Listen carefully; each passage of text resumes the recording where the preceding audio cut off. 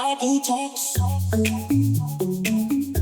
Hey everyone, welcome back to Taboo Talks, Unfiltered Debates.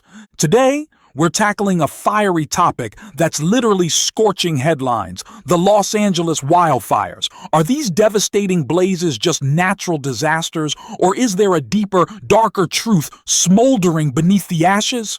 Buckle up, because today we're peeling back the layers on one of the most controversial issues gripping the West Coast. Let's dive straight in. Wildfires in Los Angeles have become almost an annual nightmare, right? But why? The mainstream narrative is quick to point fingers at climate change. And don't get me wrong, global warming is a massive player here.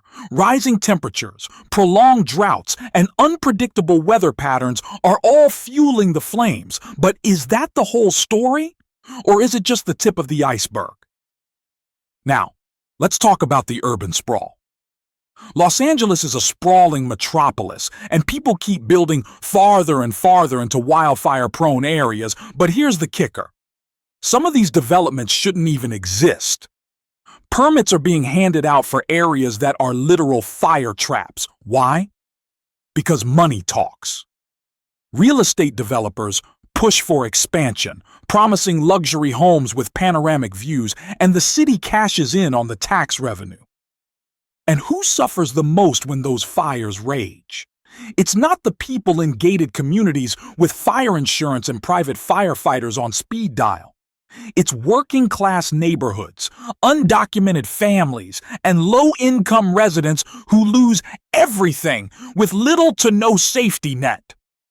The system is set up to protect the wealthy while leaving everyone else to fend for themselves. But hold on, it gets darker. There's growing speculation about intentional fires. Yup, arson. And we're not just talking about some lone pyromaniac looking to make the evening news. Some people suspect that developers or other vested interests could be behind certain blazes to clear land for profit. Burned land is cheap land, and what better way to make way for a shiny new project than to let Mother Nature or a match do the dirty work? And let's not forget the power companies. Remember the lawsuits against PG&E for sparking wildfires in Northern California? Poorly maintained equipment, aging power lines, and corporate negligence have all been linked to massive fires. Could the same be happening in Los Angeles? Are profit margins more important than investing in safe, modern infrastructure? Now let's address the elephant in the room: climate change policies. California likes to present itself as a green leader, but is it really? Some argue that the state's policies are more performative than practical. They boast about renewable energy, but their forest management practices, a mess. Dead trees, dry brush, and poorly maintained forests create the perfect storm for wildfires. But you know what really fans the flames? The media. Tragedy sells, and wildfire coverage brings in massive ratings. It's a vicious cycle where suffering becomes a commodity. Think about it. Footage of burning mansions, heroic firefighters battling infernos, and evacuees in tears make for gripping TV. But here's the problem. While the media milks the drama, they rarely focus on the systemic failures behind the disasters. They don't dig into why these fires keep happening or who stands to gain from them. Instead, it's a 24-hour spectacle designed to keep you glued to your screen. So, what about the government? Surely they're stepping in to help, right? Well, not exactly. Federal aid often comes too little, too late. And local governments are overwhelmed. And let's be real. Politicians are quick to visit the sites for photo ops, but how many of them are actually pushing for meaningful reform? Here's another layer to this mess: insurance companies. After a fire, many victims are left to navigate a bureaucratic nightmare of denied claims and skyrocketing premiums. Some insurers are even refusing to cover certain areas altogether, labeling them as high risk. So what happens to the people who lose their homes and can't rebuild? They're forced out, while wealthier folks with better coverage move in. And then there's the human cost, lives lost, communities shattered, ecosystems destroyed. Wildfires aren't just environmental disasters, they're human tragedies. Yet, year after year, the same patterns repeat. So, where does that leave us? Is Los Angeles just doomed to burn every summer, or is there a way to break this cycle?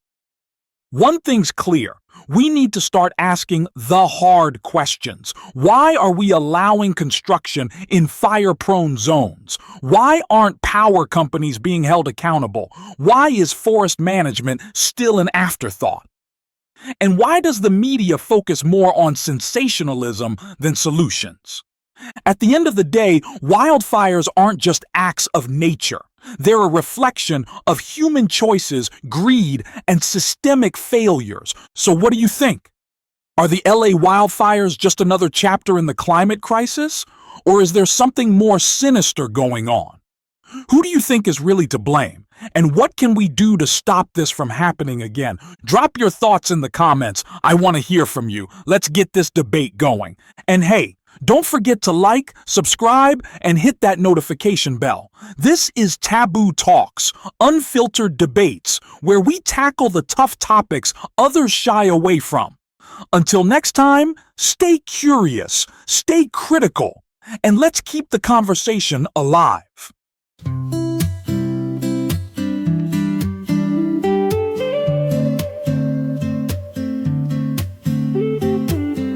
Taboo Talks, we light the flame, push the boundaries, break the game. No filter, no disguise, we open minds, we open eyes.